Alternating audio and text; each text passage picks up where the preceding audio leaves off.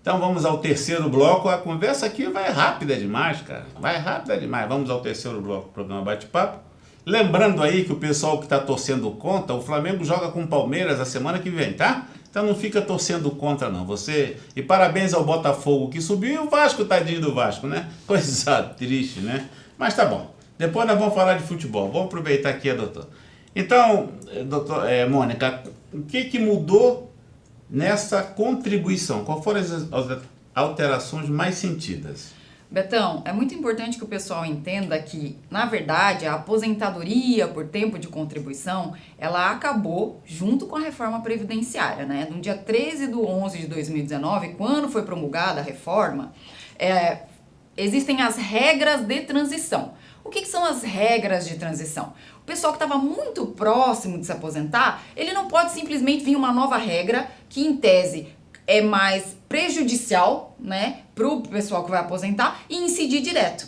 Então existe um período aí da regra de transição para o pessoal que já estava mais próximo de se aposentar, para eles não serem tão impactados com a regra nova, para eles não sofrerem esse impacto tanto, principalmente porque eles já estavam muito próximos de se aposentar, né? Sim. E assim, ou o pessoal encaixa na regra de transição que veio junto com a reforma, ou então não existe mais aposentadoria por tempo de contribuição. A aposentadoria por tempo de contribuição, pura e simples, como ela era antes, não existe mais. Se você não enquadrar, né, nas regras de transição, você só aposenta por idade. Ah, doutora, mas eu não enquadrei na regra, mas lá em 2040 eu tenho tantos anos de contribuição. Não, a aposentadoria por tempo de contribuição, aquela pura e simples que o homem aposentava com 35 anos de contribuição, a mulher com 30 anos, ela acaba junto com a reforma previdenciária. Certo, aquela de 35 e 30, ela acaba na reforma, ela certo? Acabou junto com a reforma. Então, que vieram foram as regras de transição. Então vamos ao exemplo. Eu tenho uma pessoa que ela tem 45 anos de idade, tem 50 anos de idade, ela tem 20 anos de contribuição. Qual a regra para ela entrar? Na verdade, 45 anos de idade com 20 de contribuição, ela não vai encaixar em nenhuma regra, Betão. Não encaixa. Essa regra de transição é para o pessoal que já estava muito próximo de aposentar. Por exemplo, quando a gente fala da regra de transição do pedágio de 50%, vamos começar por essa, que essa é mais facinha de entender. Quando a gente fala da regra de transição do pedágio de 50%, existem alguns requisitos para enquadrar nela. O primeiro deles, o homem já tinha que ter 33 anos de contribuição. Ou seja, ele tinha que estar faltando só 2 para ele aposentar por tempo de contribuição, né? Tinha que estar muito próximo ali, né? As mulheres, elas tinham que ter, para entrar nessa regra de transição do pedágio de 50%, 28 anos de contribuição. Também ali, ó, muito perto de se aposentar. Então, o mínimo seria 33 Essa é a regra de 50%, do pedágio de 50%. Então, homem teria que ter, na data da emenda constitucional, 33 anos de contribuição. Uhum. E mulheres, na data da emenda, 28 anos de contribuição. Ou seja, faltava só 2 anos para o homem ou para a mulher conseguir se aposentar por tempo de contribuição. E aí, o que a reforma fala? Para não prejudicar esse pessoal, eu vou dar um pedágio de 50%. Como é que funciona essa situação do pedágio? Por exemplo, vamos pegar um homem, 33 anos de contribuição, faltavam 2 para ele se aposentar. O pedágio de 50% vai cobrar mais um ano, né? Que é 50%. 50% o prazo a que mais. falta. Então faltava os 2, né? E mais os 50%. Então ele vai ter que continuar contribuindo mais esse pedágio de 50%. Para quê? Para fazer jus a enquadrar nessa regra. Essa regra, ela ainda utiliza o cálculo da renda mensal inicial. O que é a renda mensal inicial? É o valor da aposentadoria. A regra para fazer o cálculo da sua aposentadoria utiliza ainda o regramento anterior, de antes da reforma. Ele é mais benéfico, Betão. O cálculo... Você vê lá em 2014, né? Que é o cálculo da maior. 2019, né? Que foi a data da reforma. Certo, mas né? aí a contagem do tempo, ela... Bom, são 30 anos, né? São 35. Tá. Desculpa, eu pensei outra coisa, eu falei bobagem.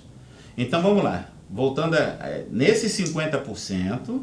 Isso, do homem, por exemplo, que estava com 33, vai ter que, ao invés de cumprir só os 2 que faltavam, cumprir mais o pedágio de 50%, ou seja, mais um ano. E a mulher, que era para 28 anos, a mesma coisa. Faltavam 2, ela vai ter que cumprir mais o pedágio de 50% desse tempo. Qual é a outra situação? Só para finalizar, Betão, aí ela consegue enquadrar no cálculo anterior, de antes da reforma, porque o que impactou também muito, muito brutalmente foi a forma do cálculo dos benefícios, tá? Entendi. Então, assim, esse aí é a regra dos 50%.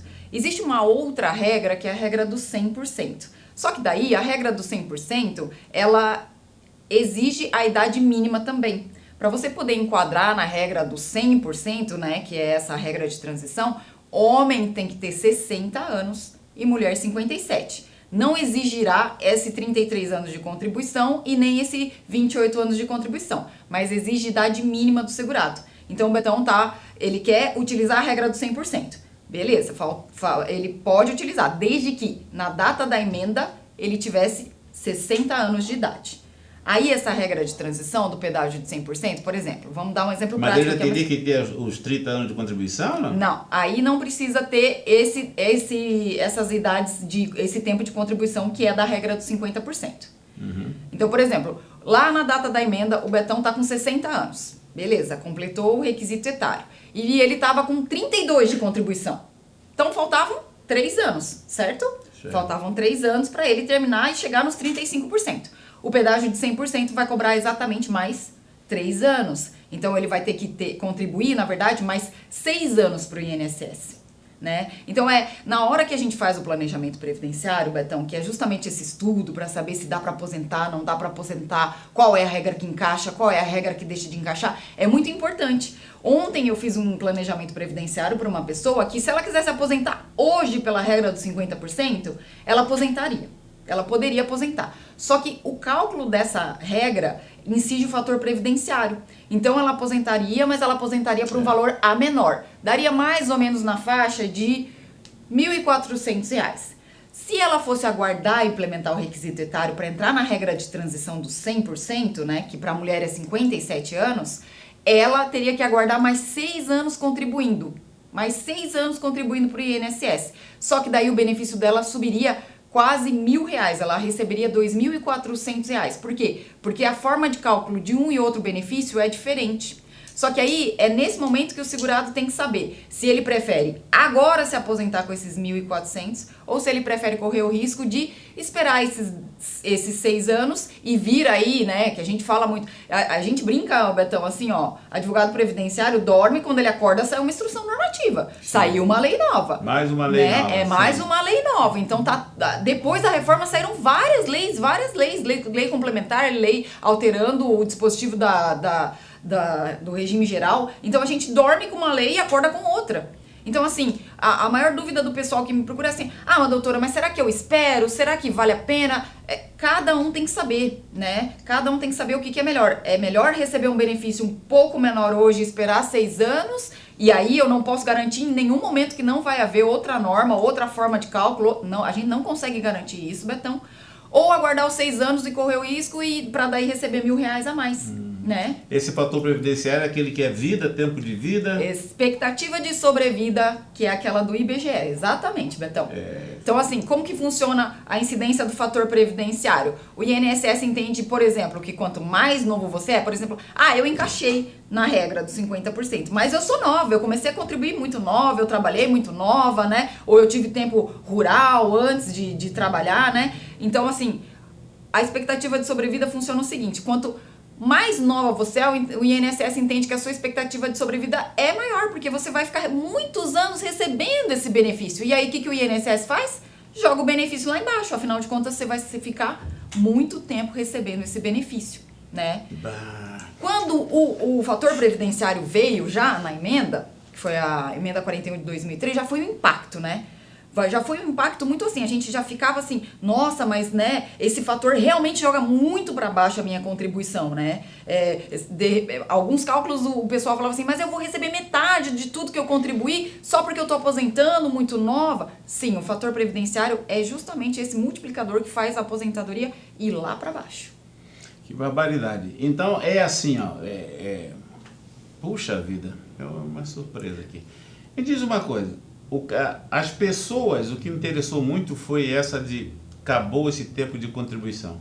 Então, se a pessoa tem lá, se uma mulher tem 40 anos, ela está pagando o máximo não adianta mais. Na verdade, assim, Betão, se ela for a aposentadoria por tempo de contribuição, que é aquela assim, ó, homem 35 anos, acabou. Por quê? O que acontecia, Betão? Por exemplo, aqui na nossa região é muito comum ver, de novinho ele trabalhou um pouco na roça, porque na roça a gente conta como um período trabalhado desde os 8 anos de idade, já é ponto pacífico, até o próprio INSS reconhece se tiver documentação. E depois, por exemplo, ele foi trabalhar numa indústria têxtil, onde ele fica exposto a muito ruído, né? A questão da conversão do tempo especial em comum. Então, assim, muito novo, com 49 anos, ele já tinha 35 de contribuição. Mas pode isso, doutora? Olha, se a gente somar o rural, que ele trabalhou desde os 8, e mais a conversão do especial, que há um acréscimo nesse tempo de contribuição, sim, eu já vi pessoas com 50, 51 anos, com 35 anos de contribuição, né? Então, assim, foi exatamente isso que a reforma quis acabar, com benefício do pessoal que aposenta com uma idade muito nova. Mesmo que incida o fator previdenciário, o INSS quis acabar com essa aposentadoria por tempo de contribuição pura e simples, onde não existe uma idade mínima, né? Então, essa foi o intuito da reforma da Previdência. Tá, então, mas deixa eu voltar à minha pergunta. A mulher tem 40 anos. Ela tem lá 15 anos de contribuição. Hoje ela está pagando o teto máximo. Isso não adianta mais? Adianta quando ela for aposentar só por idade, Betão. Quando ela for aposentar por idade, com seus 62 anos de idade, ela vai receber provavelmente o teto, né? Tem que fazer o estudo, porque daí também vem agora um escalonamento, entendi. Não, mas na aposentadoria, por idade, vai fazer a diferença. E mesmo assim, Beto, aposentadoria por idade não é só o salário mínimo, então? Não, aposentadoria por idade não é só o salário mínimo. Reflete nas contribuições de toda a vida. Outra pequena diferença que veio também é justamente que antes o cálculo, ele considerava só os 80% maiores de contribuição. Por quê, Betão? Quando a gente começa a contribuir muito novinho, a gente faz a contribuição no valor baixo. Antes a gente excluía, depois da reforma, agrupa tudo. Entendi. Então foram muitas diferenças. Então hoje o cara vai se aposentar. A contagem do tempo dele, se for por idade, é 65. Não, é a mesma coisa, 65 mais 15. Isso, para aquele que já contribuía. Já contribuía. Se o cara não tem 65, está contribuindo para o INSS, a contagem dele vai ser 65 mais 20. Com mais 20, correto. Certo? Certo. Se o cara tem 40 anos, está contribuindo para o INSS, ele só vai se aposentar por idade. Por idade, corretíssimo. Perfeito? Perfeito. Mas aí é o 15, né? É o 15 ainda, porque ele já estava contribuindo. Então, recapitulando, é boa. Então é isso aí. Agora passei um minuto. Não sai daí, nós já voltamos com o terceiro bloco do programa Bate-Papo.